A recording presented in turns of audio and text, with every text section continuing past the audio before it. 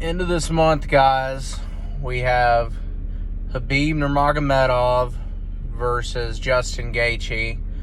Arguably the most challenging matchup of Khabib's career. And the reason being is something that, people kind of forget. And that's that Justin Gaethje is a Division I All-American wrestler. It was been 2011 maybe. He placed like 7th at the Division I National Tournament. Top 8 are All-Americans.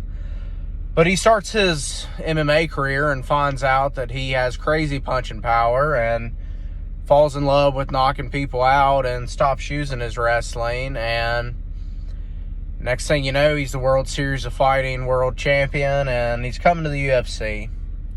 Now, guys, one of the biggest knocks on Gaethje is that he comes out too hard, too fast, too explosive, and shoots his load and gasses out, essentially.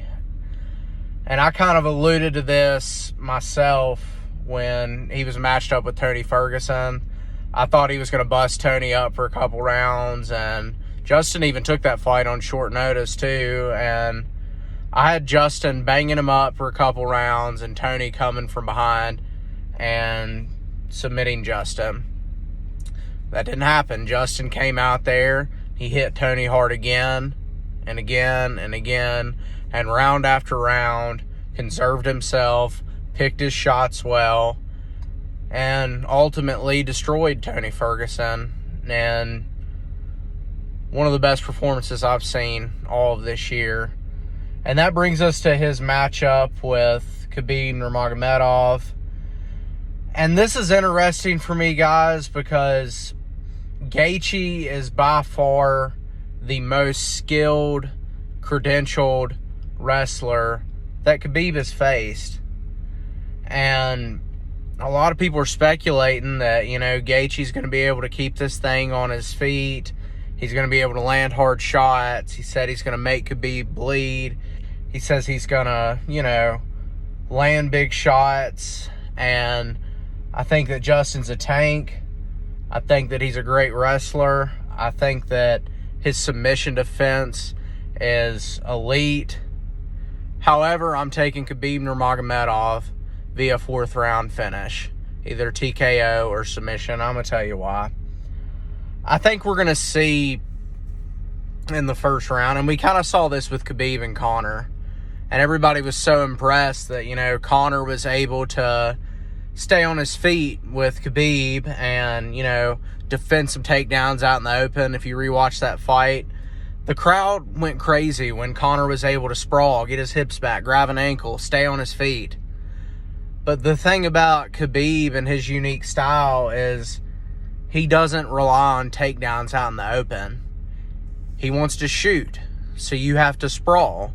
When you sprawl, you go backwards. When you go backwards, you go to the fence. And traditionally, it's harder to take someone down when they're up against the fence because they can use that to position themselves and keep themselves upright and avoid the takedown. But Khabib is the master of that. Like, if takedowns off the fence were a stat on UFC 4, Khabib would have like a 300 out of 99. That's where he wants to be.